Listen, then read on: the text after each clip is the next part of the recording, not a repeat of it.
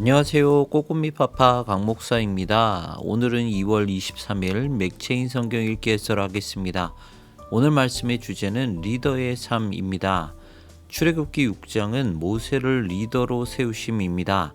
하나님은 당신이 어떤 분인지 알리신 후에 모세의 소명을 굳게 하십니다. 여기서 중요한 것은 하나님이 여호와됨을 아는 것입니다.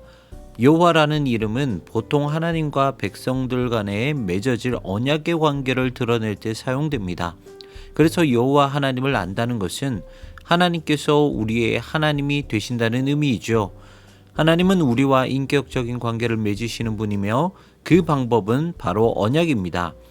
하지만 모세는 다시 한번 하나님의 부르심을 거절합니다. 이런 것을 보았을 때 결국 부르심은 조건이 아니라 하나님의 선택임을 말해줍니다. 욥기 23장은 단련입니다.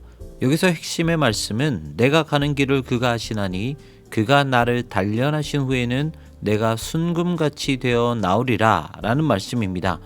이것은 고난을 겪는 모든 이들을 위로하는 말씀이죠. 22장에서 엘리바스가 욥을 정죄한 후에 욥은 다시 한번 자신을 변호합니다. 욥의 탄식은 하나님을 발견할 수 없다는 것입니다. 아무리 둘러봐도 하나님을 찾을 수 없었습니다. 그럼에도 욥은 자신이 그분의 길을 걷는다는 확신을 품고 있었습니다. 이것은 아주 중요한 관점입니다. 우리는 현실의 벽에 갇혀 하나님을 보지 못할 때가 있습니다. 하지만 성도는 그러한 상황에도 하나님이 우리와 함께 하신다는 믿음을 지켜야 합니다. 누가복음 9장은 제자도입니다. 예수님은 점점 자신이 누구인지 드러내십니다. 그리고 제자들을 파송하며 천국 복음을 전하게 하십니다. 예수님은 오병이어를 통해 5,000명을 먹이기도 하시고 변화산에서 영광스러운 모습으로 변하시기도 하고 귀신 들린 아이를 낫게 하시기도 합니다. 그러면서 제자들에게 자신이 누구인지 물어보시기도 하시죠.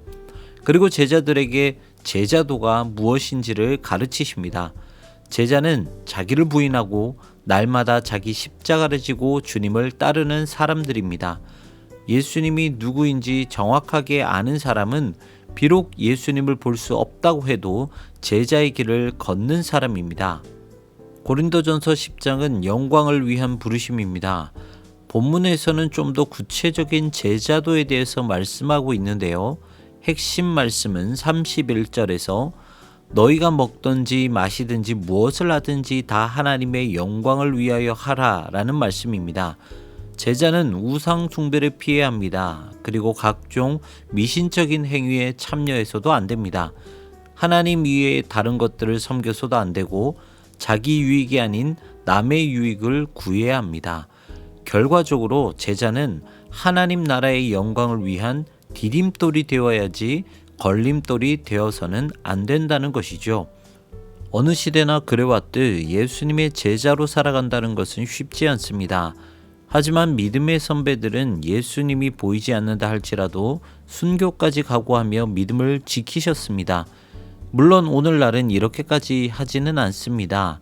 하지만 영적 핍박은 여전히 존재합니다. 이럴 때 우리에게 더더욱 요구되는 것은 바로 제자도입니다. 여러분이 참된 제자가 되기를 소망합니다. 지금까지 꼬꼬미 파파 강 목사였습니다. 내일 다시 만나요.